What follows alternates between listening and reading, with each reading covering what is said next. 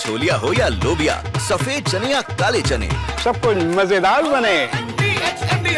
रूस Ukraine war की बात करें तो लगातार और ज्यादा ये भीषण हो रही है। एक दिन में ही रूस यूक्रेन के युद्ध को रुकवाने का दावा करने वाले अमेरिका के राष्ट्रपति डोनाल्ड ट्रंप के कार्यकाल को देखिए 8 महीने तक हो गए, लेकिन ना तो वो पुतिन को मना पाए और ना ही ज़ेलेंस्की को। उल्टा यूरोप से भी वो अपनी तलखी और बढ़ा बैठे।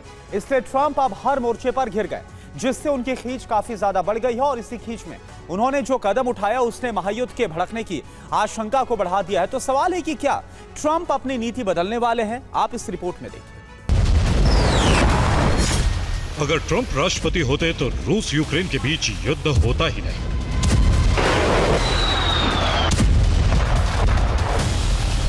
राष्ट्रपति बनने के 24 घंटे के अंदर यूक्रेन रूस का युद्ध रुकवा देंगे।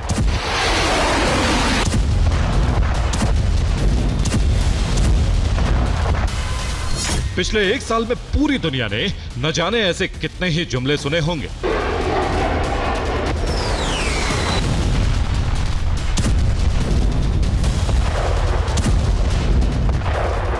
लेकिन सच्चाई यह है कि दावों के लबादे में लिपटे ये जुमले ट्रंप ने सिर्फ यूएसए के राष्ट्रपति पद को हासिल करने के लिए किए थे।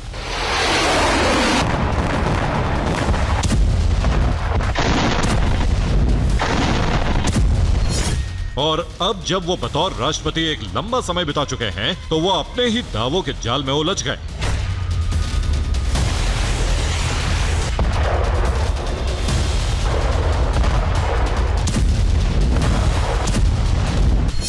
हर मोर्चे पर नाकाम, टूट गया ट्रंप का गुमान।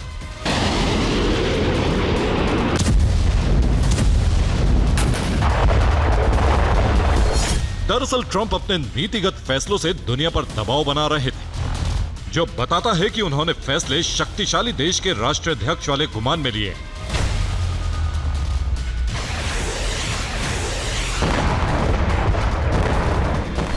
लेकिन उनका भ्रम अब टूटने लगा है और इस गुमान को तोड़ा है उनके सहयोगी यूरोप और अमेरिका के लोगों ने।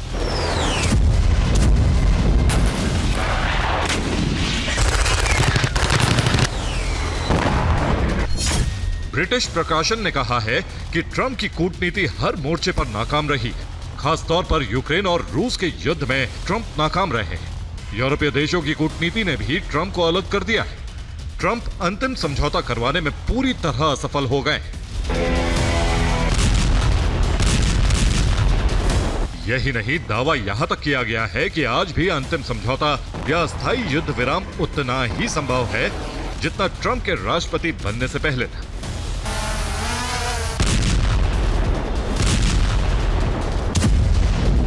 यानी ट्रंप राष्ट्रपति रहें या ना रहें, इससे कोई बदलाव नहीं आया।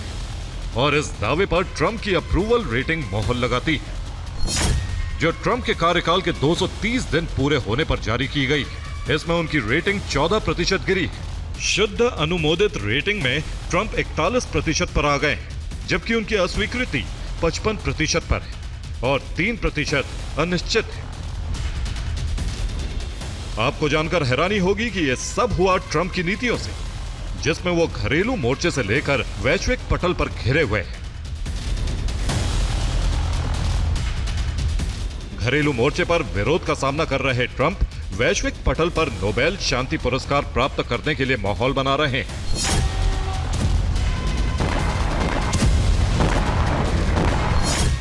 जबकि सच्चाई यह है कि उनकी कूटनीतिक क्षमता का प्रभाव लगातार कम हुआ है। यही वजह है कि ट्रंप की खींच अब सामने आने लगी है। इसी खींच में ट्रंप ने 2 तरह के फैसले लिए। पहला, यूक्रेन को हथियारों की सप्लाई और दूसरा, रूस पर प्रतिबंध, जिसमें प्रतिबंध वाले कदम उठाने पर यूरोप भी राजी। इसीलिए लगातार रूस पर प्रतिबंधों का बोझ बढ़ाया जा रहा है। इसके लिए यूरोपीय आयोग अमेरिका के साथ मिलकर प्रतिबंध का पैकेज तैयार कर रहा है, जिसमें युद्ध न रोकने की दिशा में रूस को आर्थिक दंड देने का प्रावधान है। और इसकी घोषणा खुद यूरोपीय परिषद के अध्यक्ष एंटोनियो कोस्टा ने की है। उनके मुताबिक रूस पर प्रतिबंध का पैकेज तैयार हो रहा है। अगर रूस ने युद्ध नहीं रोका तो आर्थिक दंड दिया जाएगा। मॉस्को अगर आक्रामकता जारी रखता है तो उसे परिणाम भुगतने पड़ेंगे।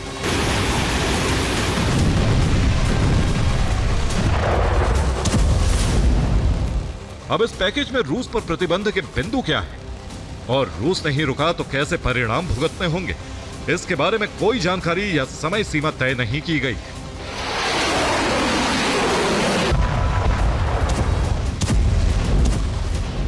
लेकिन इतना तय है कि इस कदम से ट्रंप को यूरोप के करीब आने का एक और मौका मिल जाए, जिसकी भूमिका भी अमेरिका ने बनानी शुरू कर दी।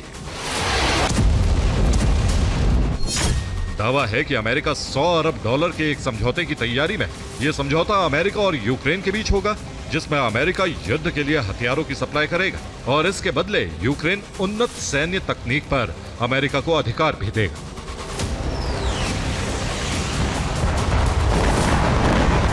लेकिन यही सौदा अब यूरोप और रूस के बीच महाविनाशक युद्ध की बुनियाद भी रखने जा रहा है, क्योंकि जैसे ही यूक्रेन को अमेरिका से हथियार मिलेंगे, रूस के अंदर तक घातक हमले होंगे, जिसका माकूल जवाब रूस भी देगा। लेकिन यूरोप की सुरक्षा गारंटी को लगने वाला झटका उन्हें भी युद्ध के मोर्चे पर खींच लाएगा। यानी एक तरफ घातक अमेरिकी हथियार यूक्रेन के पास होंगे, यूरोप के सैनिक भी यूक्रेन की जमीन पर उतर आएंगे, सीमावर्ती देशों से भी रूस के लिए खतरा खड़ा हो जाएगा, जिसके बाद रूस युद्ध के मोर्चे पर विस्तार देने से पीछे नहीं हटेगा।